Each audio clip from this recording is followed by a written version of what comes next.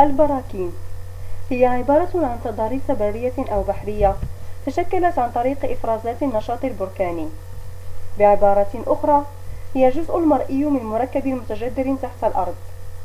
جذور البركان تمتد لمئات الكيلومترات تحت القشرة الأرضية، حيث يكمن مصدر طاقتها وتستمد موادها المنصهرة. أجزاء البركان الرئيسية: المخروط البركاني عبارة عن جوانب منحدرة تشكلت من الحمم البركانية، وهو سائل الصهارة التي تحتوي على مواد معدنية يقذفها البركان من فوهة، تتكون بواسطة النشاط البركاني وتنتج غالبا عن الانفجارات البركانية. من النادر أن يزيد حجم مثل هذه الفوهات عن كيلومترين من جانب إلى آخر. هناك نوع آخر من الفوهات، والتي تتكون عندما ينهار سطح الأرض في أعقاب ارتداد الحمم البركانية من أعلى، وهي تشبه التي تنتج عن سقوط النيازك. مدخنة، وهي الأنبوب الذي يصل بين خزان الصهارة تحت الأرض والفوهة والذي تصعد منه الصهارة، وتندفع خلالها المواد البركانية إلى الفوهة، وتعرف أيضا بعنق البركان.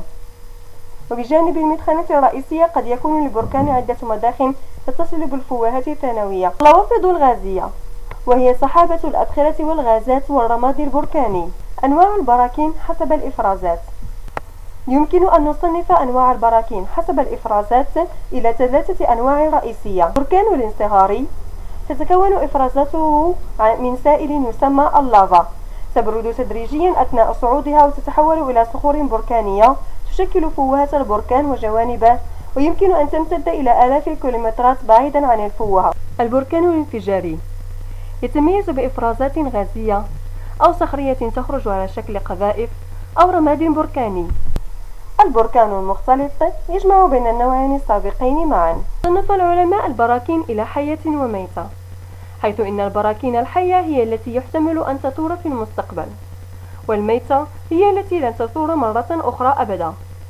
وقد يكون البركان الحي نشطا أو ساكنا، فحينما يثور يكون في حالة نشاط، وحينما لا يثور يكون ساكنا.